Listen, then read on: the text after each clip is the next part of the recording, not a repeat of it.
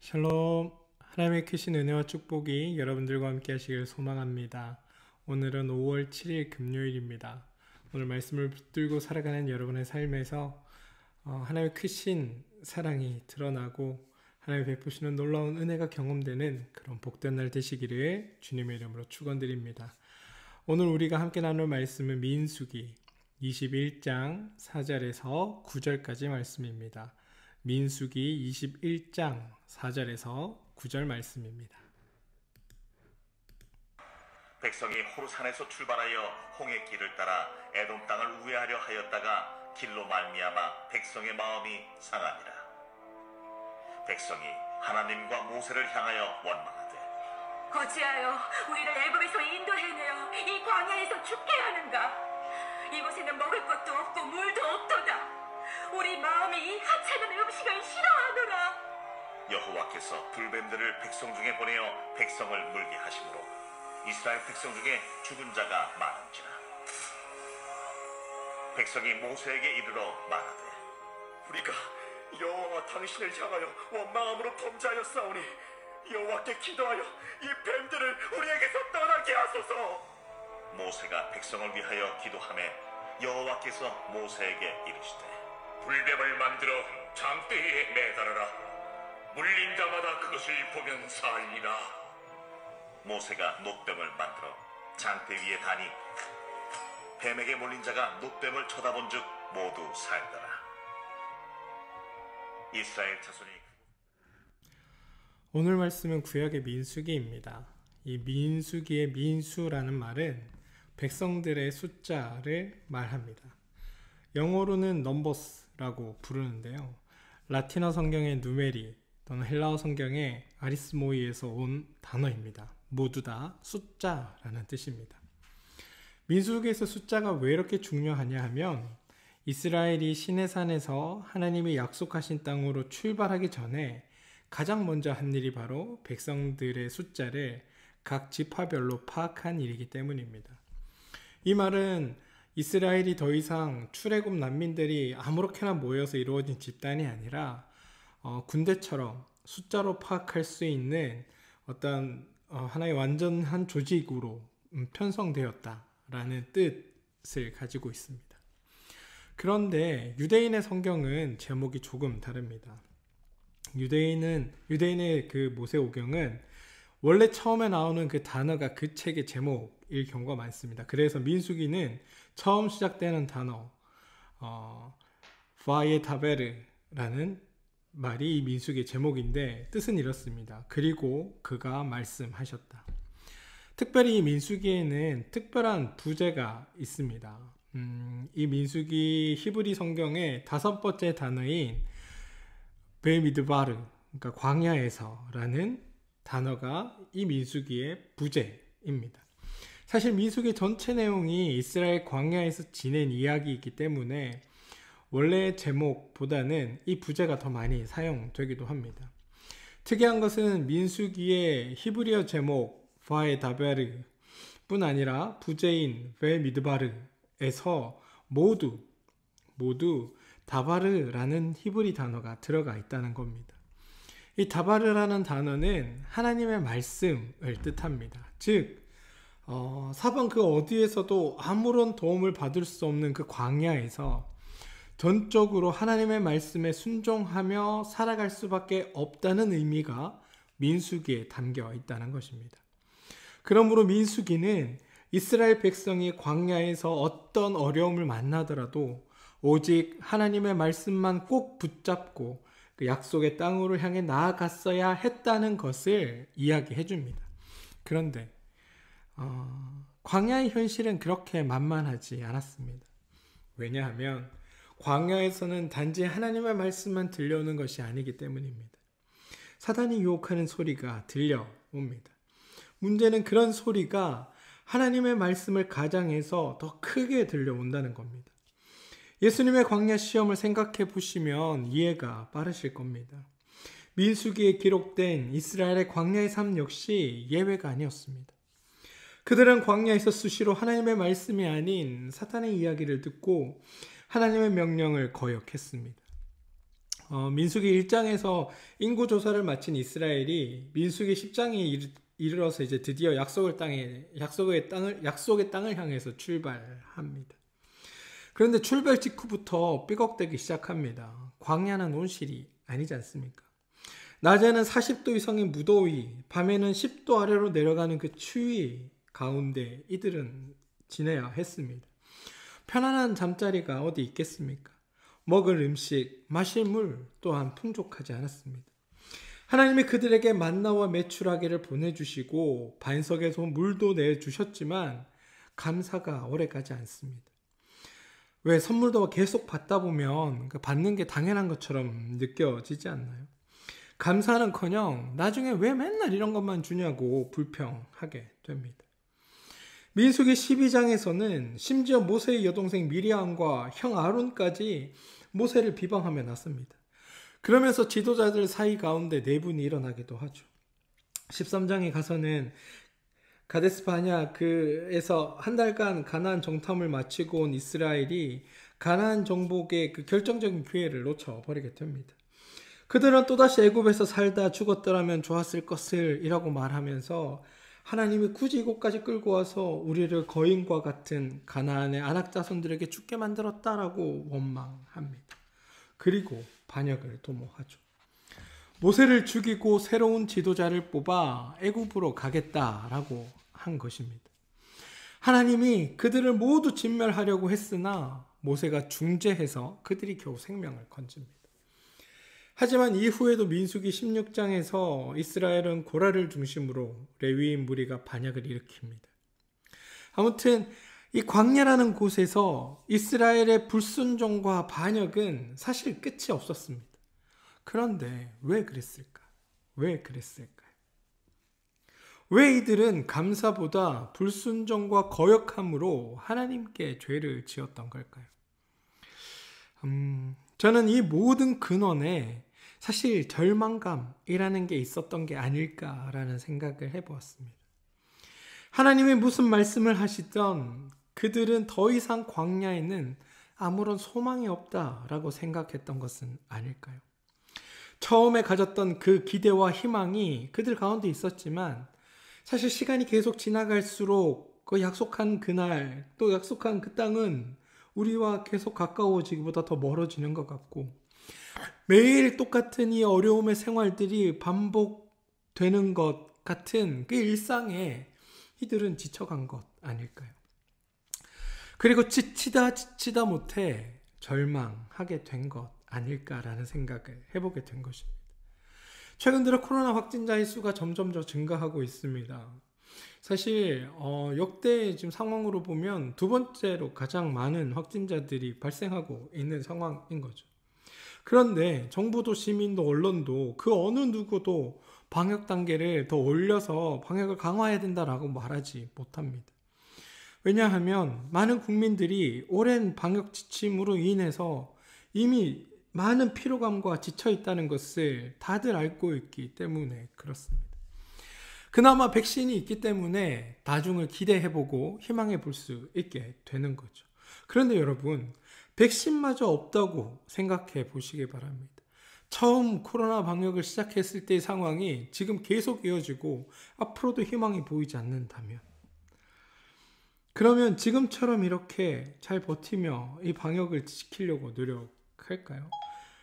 아무래도 그냥 죽을 사람은 죽더라도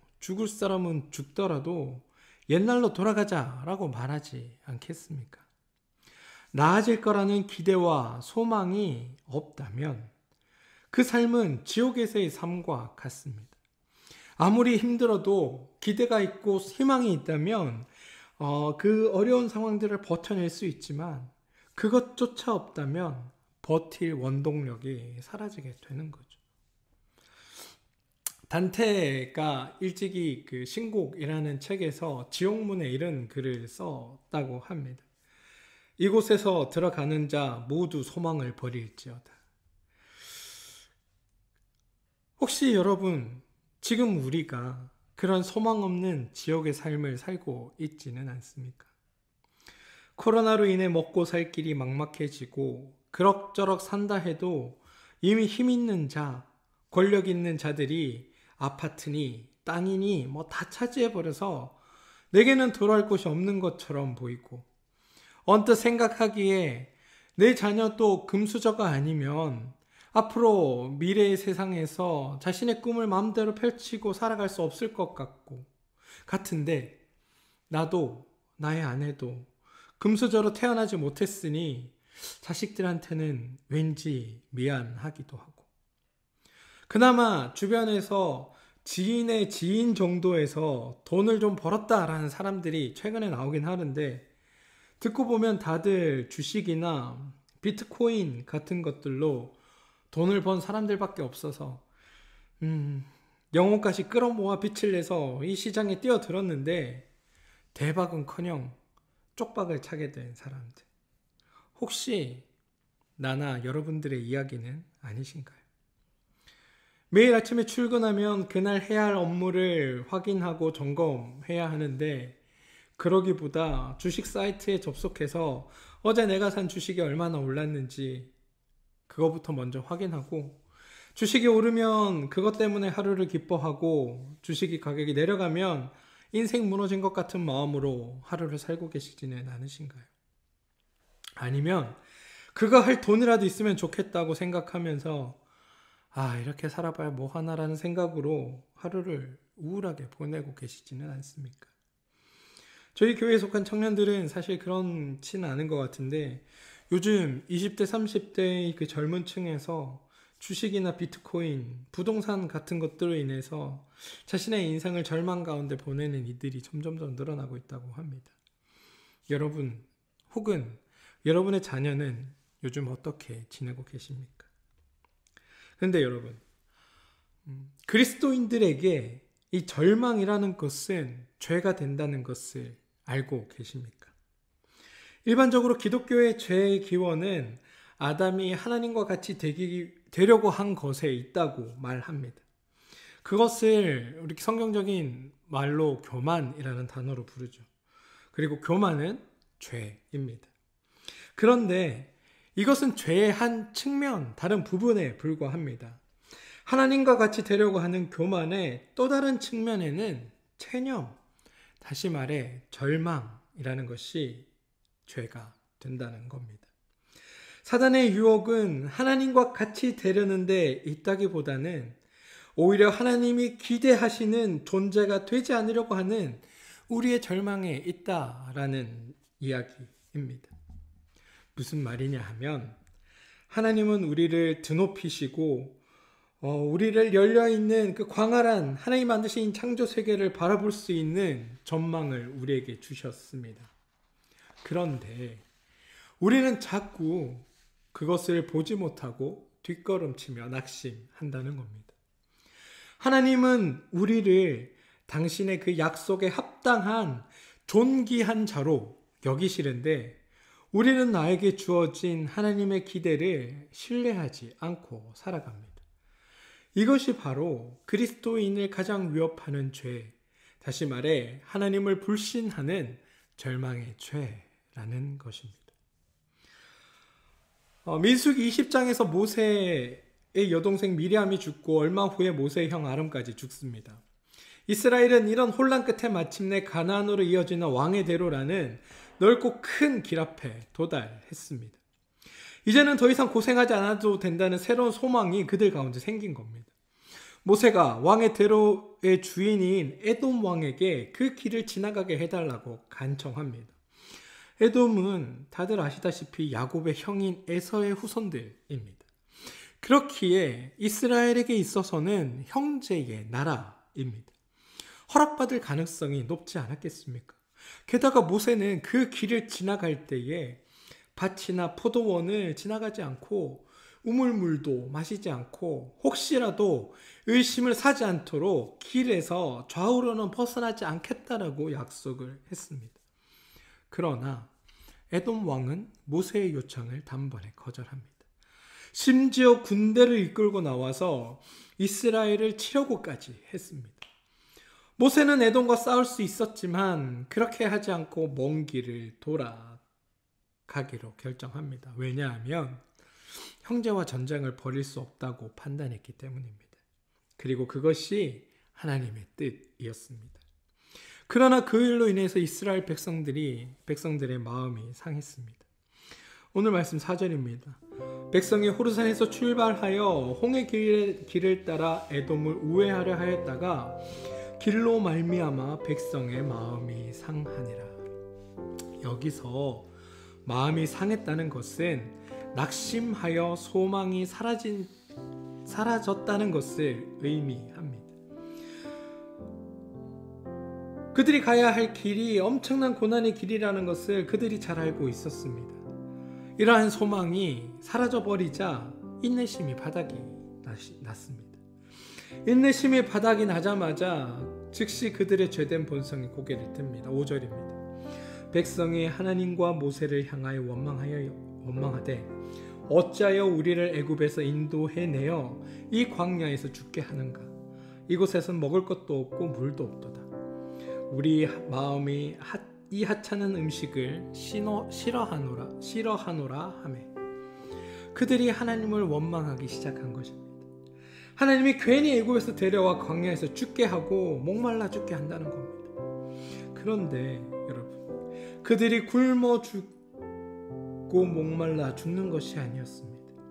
그들은 광야에서도 하나님의 은혜로 만나를 먹었고 메추라기를 먹었으며 반석에서 솟아나는 물을 마셨습니다.